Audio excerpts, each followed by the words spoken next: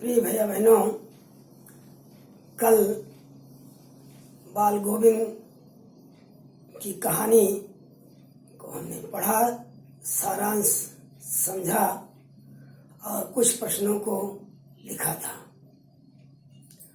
आज कहानी के अगले प्रसंग से कुछ प्रश्न दिए जा रहे हैं। ध्यान से सुनेंगे, उत्तर समझेंगे और उसको लिखेंगे। जैसा कि आप जानते हैं कि बाल गोविंद भगत जी एक गृहस्थ होते हुए भी साधु का जीवन व्यतीत करते थे। उनकी कहानी के माध्यम से आपने कल सुना था किस प्रकार से कार्तिक मास आते ही भगत जी अपनी गतिविधियां शुरू कर देते थे। तो प्रश्न है, कार्तिक महीने के साथ बाल गोविंद की कौन सी गतिविधियां शुरू हो जाती हैं?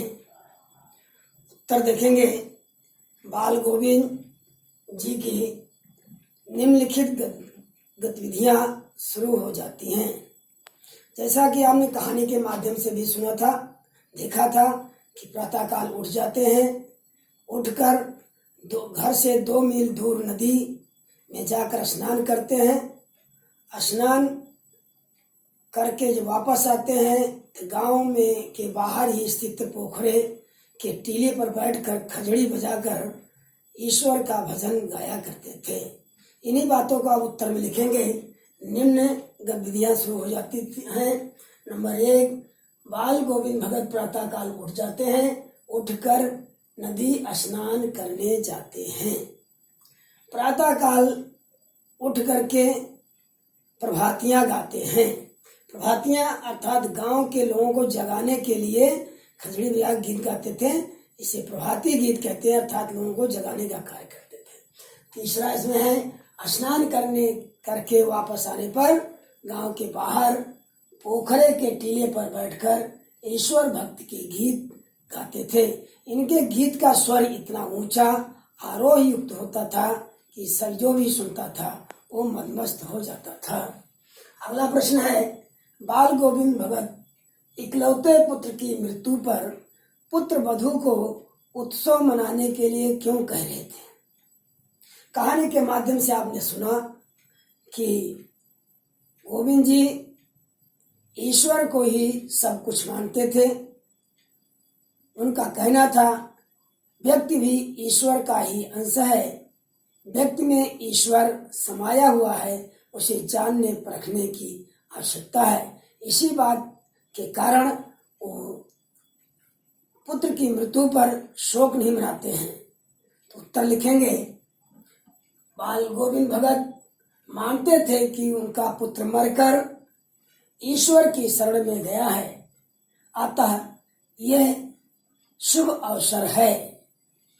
यह इसलिए पुत्र वधू को रोने के स्थान पर, विलाप करने के स्थान पर उत्सव मनाने के लिए कह रहे थे।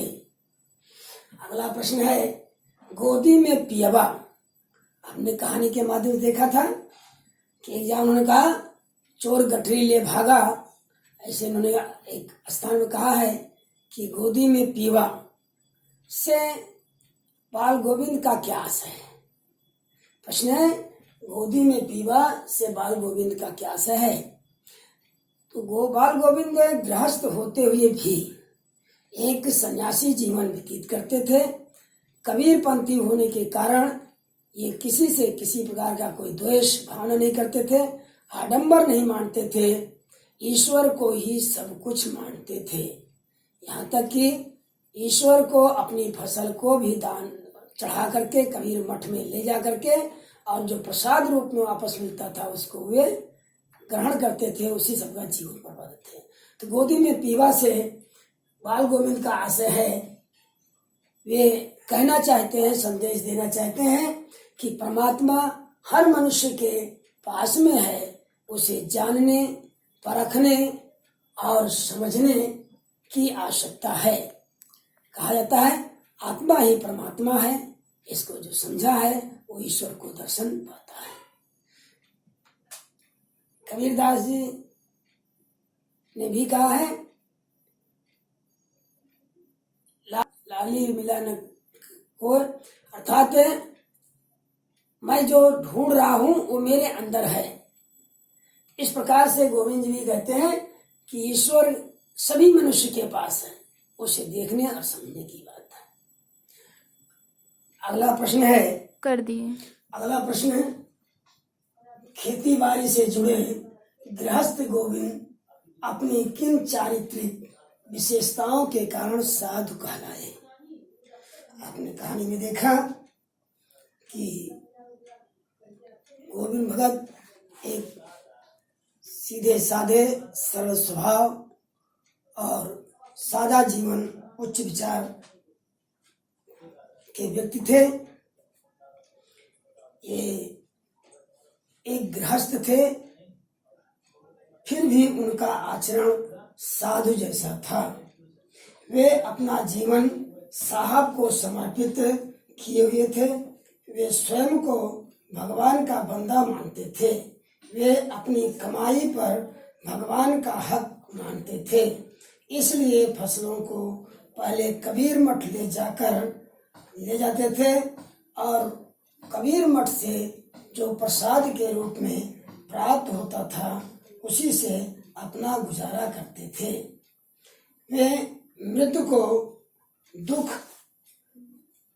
नहीं मानते थे बल्कि उत्सव मानते थे। उनका कहना था कि मृत्यु से मनुष्य ईश्वर की शरण में पहुंच जाता है, इसलिए उसे दुख के रूप में नहीं मनाना चाहिए। और यही कारण था कि वे अपनी पुत्रवधू को भी उत्सव मनाने के लिए कहते हैं। बाल गोविंद कभी किसी से झगड़ा द्वेष नहीं करते थे, कभी भी ये झूठ नहीं बोलते थे, किसी की कोई वस्तु नहीं लेते थे, यहाँ तक कि ये दूसरे की खेत में शौच तक नहीं करते थे। ये अपना तन मन ईश्वर भक्ति में लगाकर मधुर गीत गाया करते थे।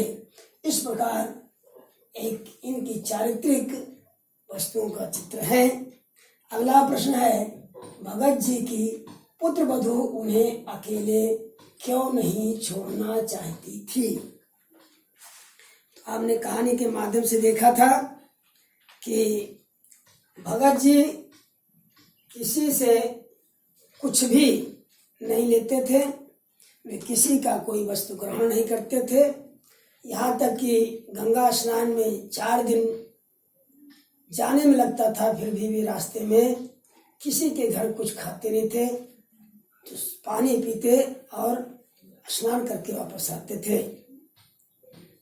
इस प्रकार से उनकी पतिवधू ने देखा था कि ये किसी से जब कुछ नहीं लेते हैं तो इनका जीवन कैसे चलेगा, इनका खाना पानी कौन देगा, इनकी सेवा शुश्रूषा कौन करेगा।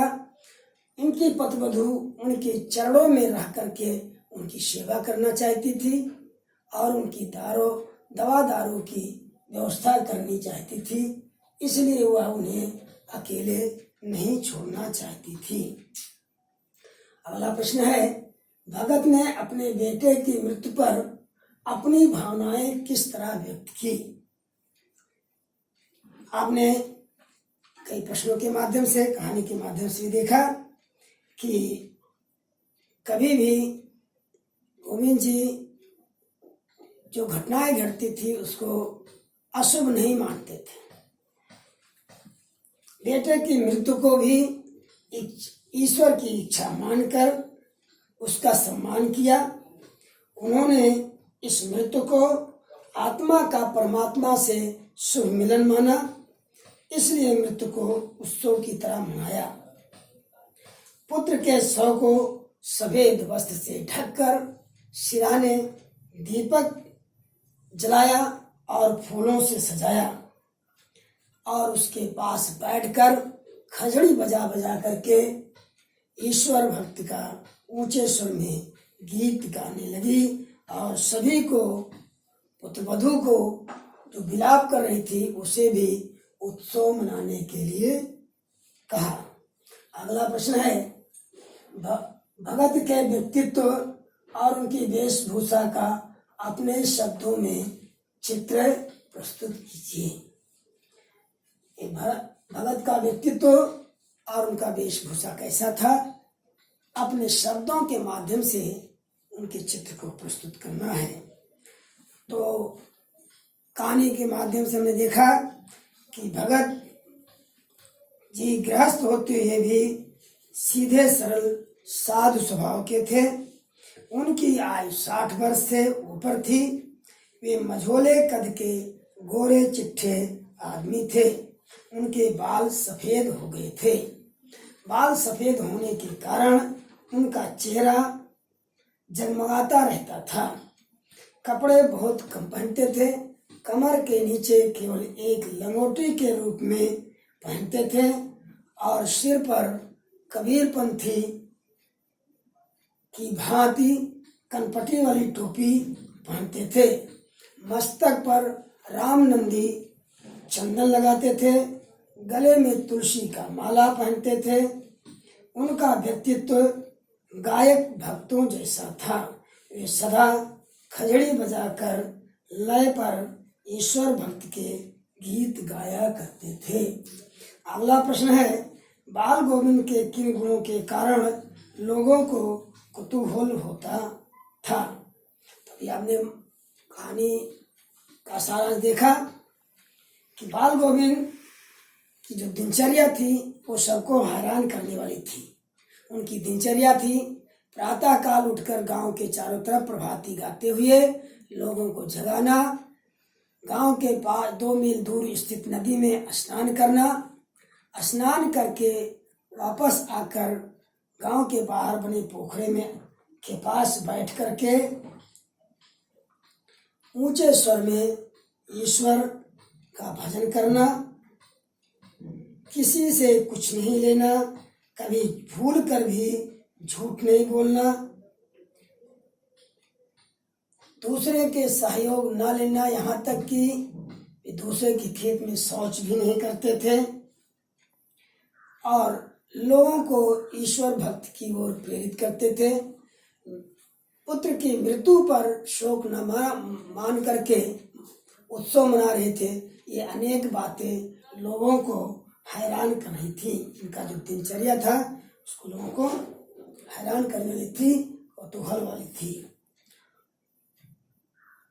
अगला प्रश्न है बाल गोविंद भगत का संगीत किस प्रकार लोगों के सिर चढ़कर बोलता था।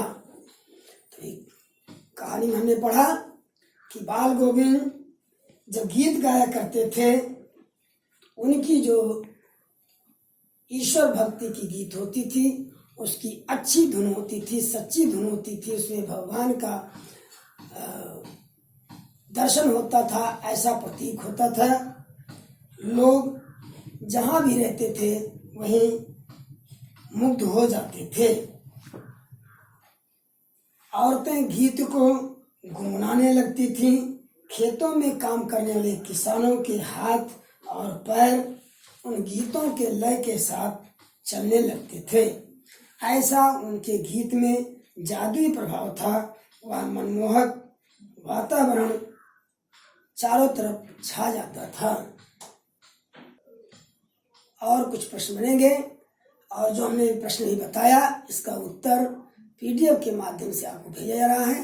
आप पीडीएफ के माध्यम से नोट करेंगे और प्रश्नों को याद करेंगे। धन्यवाद।